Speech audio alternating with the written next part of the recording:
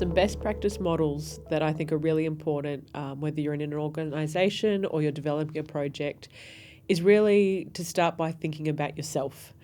And what I mean by that is thinking about your lenses, who you are, what your strengths are, what your biases are, and what you can really bring to any project or anything that you're working on. Once you've done that, I think it's great to explore who the rest of your team is. And again, what are their strengths? You know, we've had enough of the deficit models and thinking about what people don't have. It's about thinking about what we do have.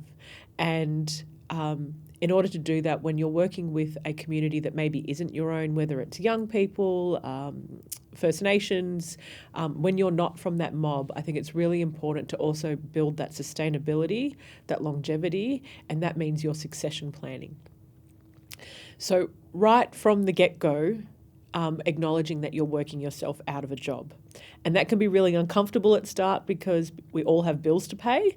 But what it does is allows for this project or this work to continue long after you're gone.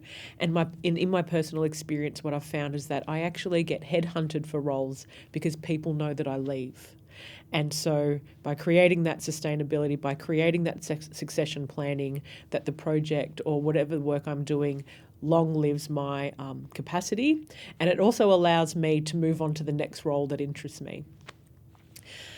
As part of doing that succession planning, when you're working with people or working with communities, once you've identified what people can do, it might be that you actually can't hand over everything that you would do yourself. So not everyone's going to be a grant writer. Not everyone's going to be good at marketing. But as you, break up the roles that need to be done and what are the elements of those roles, then you can look at what needs to be outsourced and what can stay in the community.